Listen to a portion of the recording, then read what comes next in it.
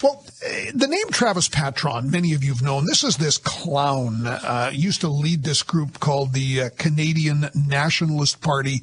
They have since been discredited. He's one of these free man on the land nitwits. Remember, he laid claim to the Legion Hall. He walks in and says, "This is my territory," and he ended up charged with mischief. Then he assaulted 2 women trying to pick up in Regina.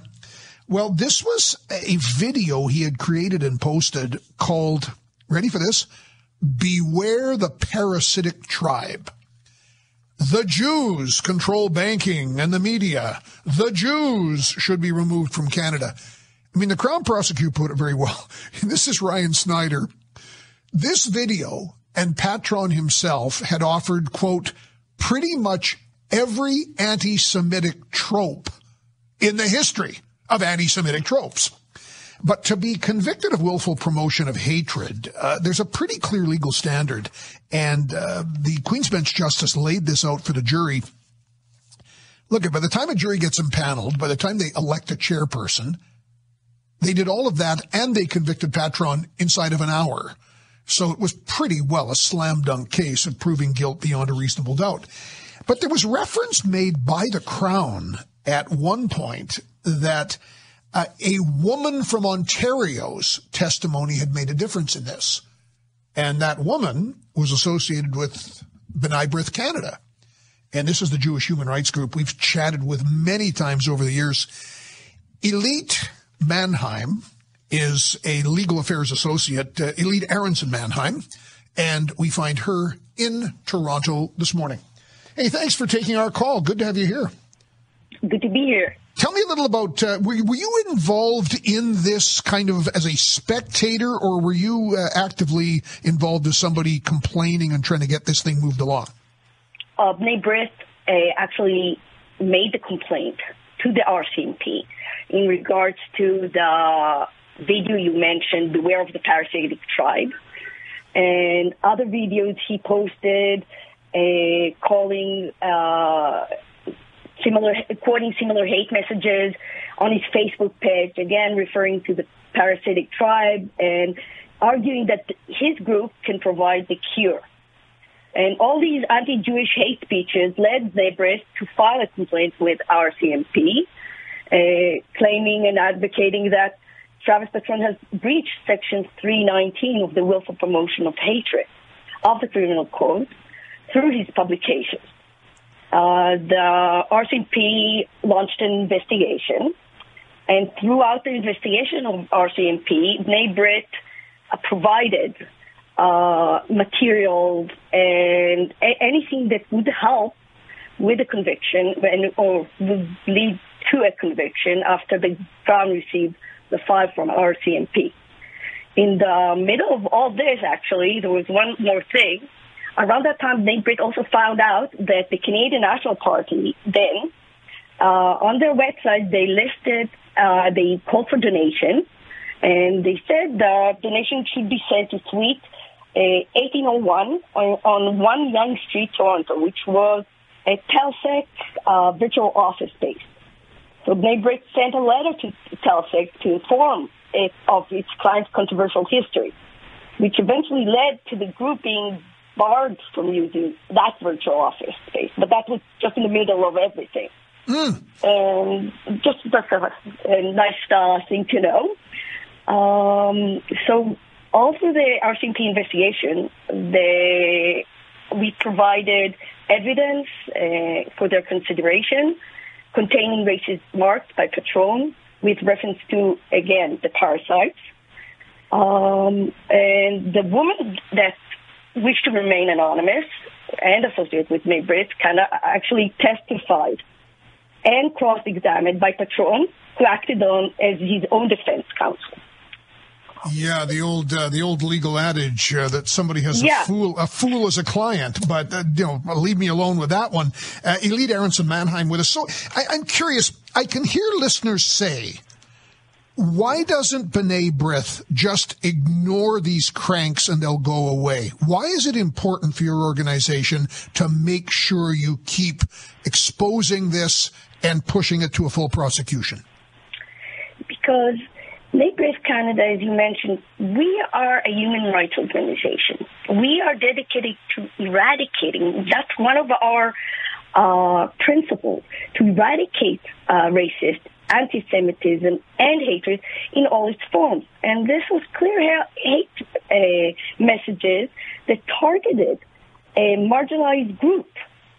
So, of course, B'nai Brith would step up and complain and make sure this guy is tried and convicted. Because, as I think the Crown mentioned, hate speech actually hurts people. It's not just hate speech. Someone on the other end reads it and is affected by it. And we are there to have their voice out. Is there an effect where if this just continues to sit there, it does enlist, it involves, it empowers other racists and anti-Semites? Empowers? I don't think it empowers them. It's actually, I think that would be a message not to do it. Yeah, anymore. no. That's what I mean. If it just sits there, if you just leave this alone and ignore it, are you empowering the anti-Semite? Of course we are. Of course you are, because it's out there. It's on social media. It's everywhere. People transfer it from one person to the other, and it gets around. And the more people that see it, the more people. Well, we are offended by it. But there are other people who root for it, right? And it's getting hatred around, and it empowers the people who are saying it. And it should be eradicated if it's online, if it's painted on the wall, anywhere and everywhere. Elite Aronson Mannheim with us, legal affairs associate, B'nai Brith in Toronto. So help me out. I don't know Travis Patron. He's a young man. He's 29 years old from small town Saskatchewan. How does somebody get this infected and this engaged in something like this? Well, I can't actually tell you how, but it's, as we say, it's all about educating, and it's all about the way people are brought up. And I think the root of the problem is that people are ignorant, and people have been spreading hatred for many, many, many years, dated back to even World War I, World War II. So hatred is always there. It's how you spread it and how you teach it. And I don't really know what his background is. All I know that he made a point of, putting this group, as you mentioned, the Canadian National Party.